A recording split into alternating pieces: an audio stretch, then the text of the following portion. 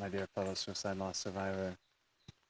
If something is triggering you, a memory, a song, a smell, a place, a name, anything at all, and you find yourself thinking that you're back at square one and that something is wrong with you, then this message is for you.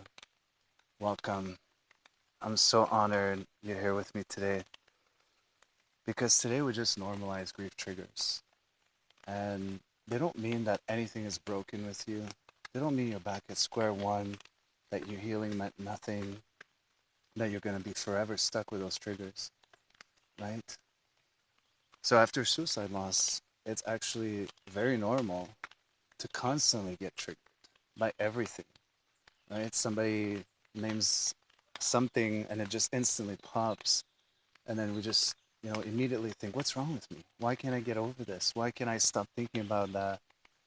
Why can't I stop getting so triggered and reactive, right?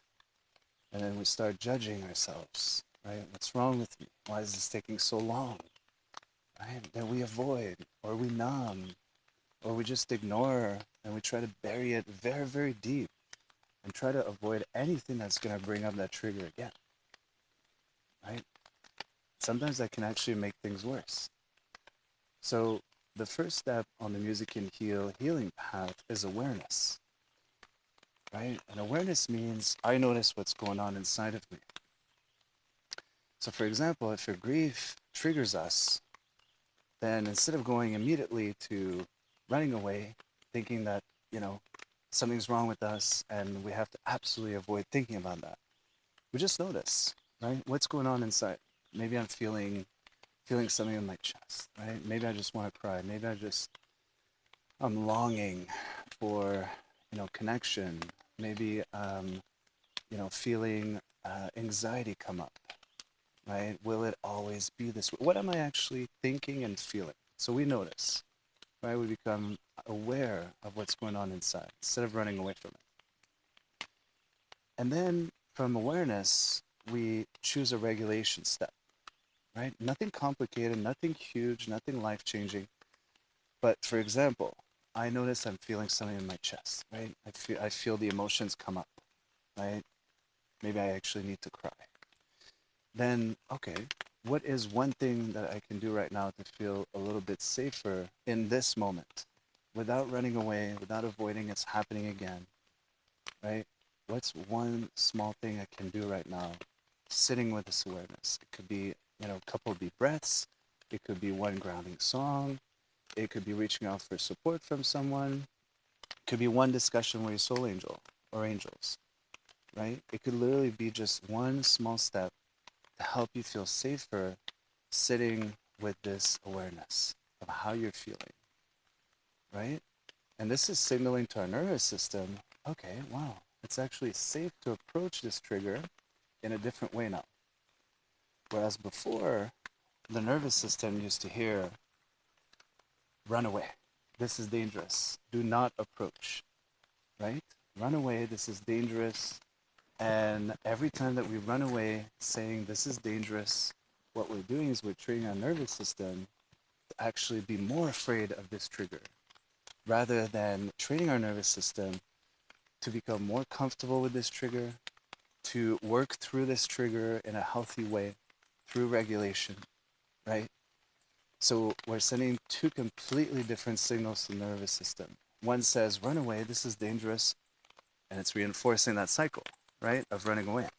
And the grief trigger becomes heavier and more powerful, and we feel more stuck every time it comes up, right?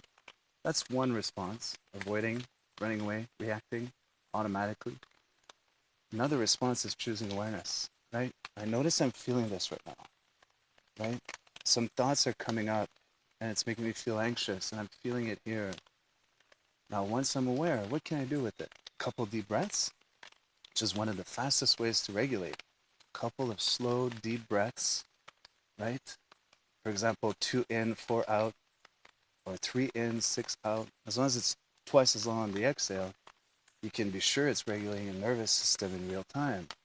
So you're sitting with the awareness, you're telling your nervous system, this is actually no longer something I'm running away from, right? I'm sitting in this uncomfortable feeling but I'm also deeply aware of what's going on inside.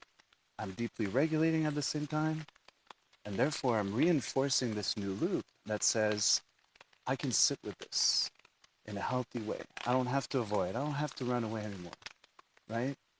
Now, this doesn't mean change everything, right? This doesn't mean take huge life-changing steps. Again, could be, I notice I'm feeling anxiety coming on.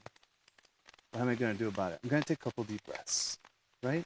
And the more that you repeat this new loop, the more you signal to your nervous system, I am safe, right? I can sit with this awareness, I can regulate within this awareness, and I can approach this. And over time, the more and more you repeat this process, the grief triggers becoming are becoming weaker and weaker and weaker and weaker. And eventually, a grief trigger will happen.